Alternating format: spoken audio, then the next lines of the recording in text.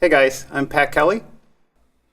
Okay, we are asked to use mathematical induction to prove this inequality for the specified integer values that they give us here. So n greater than or equal to 2 for us. And inequalities can be a little bit tricky, but let me walk you through my thought process on this one, and hopefully that'll serve you on some of the others that you'll do.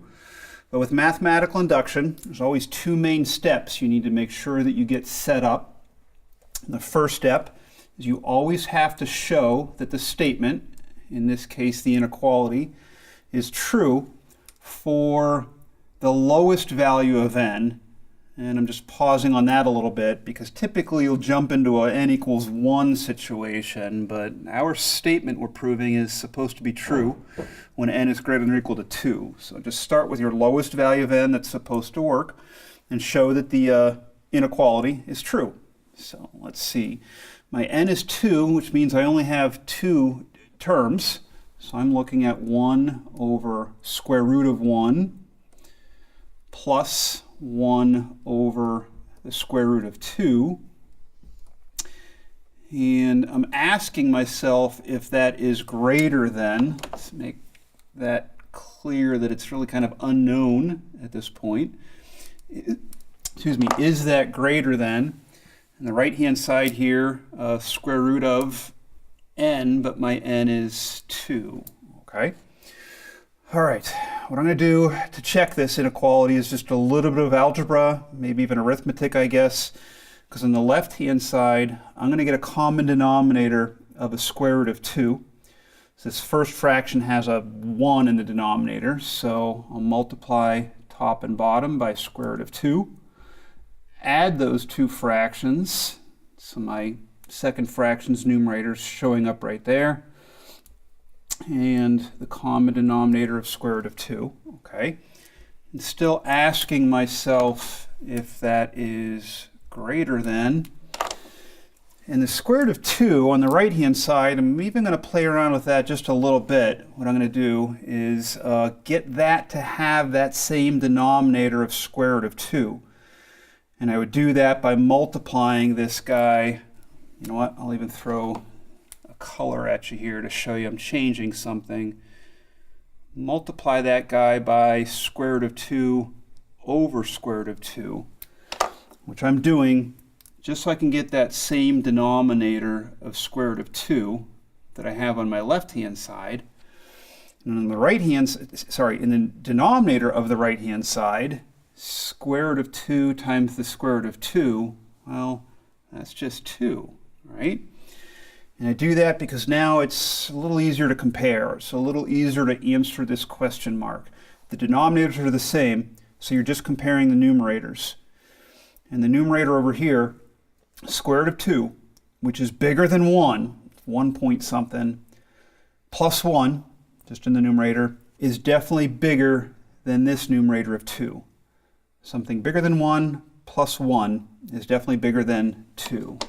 So we do get confirmation on that. That is true. Step 1 when n equals 2. Okay, moving on. Step 2 for mathematical induction always starts with, let me switch up colors here again. Step 2 always starts with an assumption. And what we do is we assume, I know some people say it's never safe to assume, right? But we always do to begin our second step of mathematical induction. And what we assume is that the given statement is true in the kth case. So put a k in for n. So let's assume this big long sum, 1 over square root of 1 plus 1 over square root of 2 plus dot, dot, dot, plus, and if we're going up to the kth term, that'll be 1 over square root of k. I'm just putting a k in right there for n. And the real power of the assumption is we assume the entire inequality. We assume the entire statement. So we're also grabbing that right-hand side and putting a k in for n there, okay? That's what we're assuming, and we need to use that assumption to show something else is true. This is something that we want to be true. And what you'll always want to be true is the k plus 1 case, or the k plus first case. K plus 1 n to that entire inequality. So 1 over square root of 1 plus 1 over square root of 2 plus dot, dot, dot. I intentionally leave a little blank here, a little bit of space, and say plus 1 over, and again, I'm looking at the k plus 1th case, so put a k plus 1 in instead of n. And what I want is for that to be greater than the right-hand side, but with a k plus 1 in. So square root k plus 1. And let me try to make it kind of clear again, if I could grab another color, that this part of it, the greater than sign, is what I have to show. That's what I want to be true, okay? All right, now, that blank that I left right there, if we did k plus 1 terms in this sum, this is a bunch of things being added, think about what the guy right before that k plus 1th term would look like. And that would actually be the kth term. So 1 over square root of k. Okay? Make sure that makes sense to you, because it's very key with mathematical induction, that what you're seeing is the k plus 1th case builds off of the kth case. All right? Okay. Now, in order to show this inequality, in order to actually get what we want, I'm going to need a bit of space, so I think I'm going to move down, because what I'm going to show you, my work here with inequalities, if it helps you do something similar with other problems, is you end up writing a lot from left to right, okay, instead of usually like, up to down, top to bottom, like we might do with our algebra. So I think I'm going to need this space right here, okay? And what I'll do, grab blue, I guess, is I'm going to represent this inequality at first just the left-hand side. Let me come maybe as far over as here, and I'll say left-hand side, okay? LHS for left-hand side. And now what I'm going to do is, let's see, I'll grab this color. I'm going to replace those first k terms here, okay, on my left-hand side, from here all the way over here. I'll recognize that that's the same as these k terms, okay? And what I know from my assumption is that these k terms are greater than this guy, greater than the square root of k. So now back over to my work, I'm going to take that left-hand side and write just the square root of k in place of all the single green underlines. And I do still have this term, plus 1 over the square root of k plus 1. And you really have to be careful with inequalities. I left a little bit blank. I'm trying to build up some drama here if I pause. What you have to be careful of is that you've just taken this thing, the single green underline, and replaced it with something that you know is actually smaller than what you replaced it with. This stuff is bigger than this single thing. What that means to me in my work is that the left-hand side that I started working with is bigger than this expression, not equals, greater than, because I replaced the single green underline with something that's smaller than it. So I know the left-hand side is actually bigger than this. That's something to think about. Make sure that makes sense to you. Okay, my next step is going to be some algebra. And I'm going to say equals here, because I'm actually just going to play with this chunk here and do some algebra. Combine fractions with a common denominator. So let's use this common denominator of the square root of k plus 1. I'd have to multiply this first term by square root of k plus 1. The square roots are going to multiply, and inside the radicands are going to multiply then. Okay, so that's k plus 1 times the k. Plus, this is outside the radical now, 1. And all of that would be divided by that common denominator of square root of k plus 1. Okay? That was an algebra step, just combining two fractions.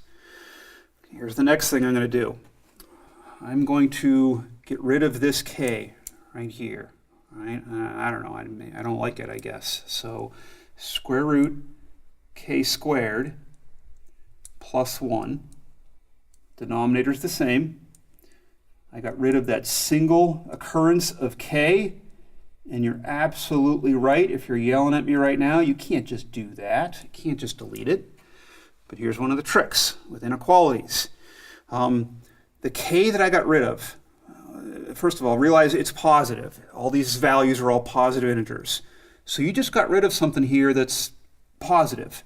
And so if you get rid of something like that that's positive, this is the key right here, you know that what you had is greater than what I just wrote down there. That's how I was able to get rid of this k, because I'm using an inequality. Okay? All right, let that sink in. We're almost done now then. Because now what I'll do is simplify this. Square root of k squared, I can go back into an equals here. Square root of k squared is just k plus 1 over that square root of k plus 1. Okay. Now what I'll do, starting to run out of room, but I'm going to rationalize the denominator. Let me grab another color again. If I rationalize the denominator here, what I would do in this case is multiply by the square root of k plus 1 over itself. Okay. Now what's going to happen is the square root of k plus, just look at the denominator for a second, square root of k plus 1 times square root of k plus 1, that's just going to be k plus 1.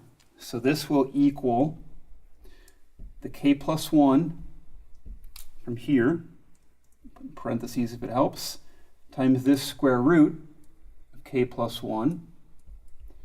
And the denominator that we just kind of talked through, square root times square root, you just lose the square root and you keep what's inside, which is k plus 1, which is very cool, because now the k plus 1s are going to cross out. And what you get is just the square root of k plus 1, which if you don't mind, I'm just going to write RHS, right-hand side. I guess the significance of that is, did you notice we ended up right where we wanted, the right-hand side of that, okay? Now, this is the end then, is this big long expression. Left-hand side is greater than something, which is equal to something, which is greater than something, which is equal to something, which is the right-hand side. So ultimately what you're saying is left-hand side is greater than right-hand side, which is what we wanted, okay? I'll put a check mark then finally. That took a bit of work, all right? Inequalities are tricky, but you play around them a little bit like that. Hope that helps with some of your other problems, okay?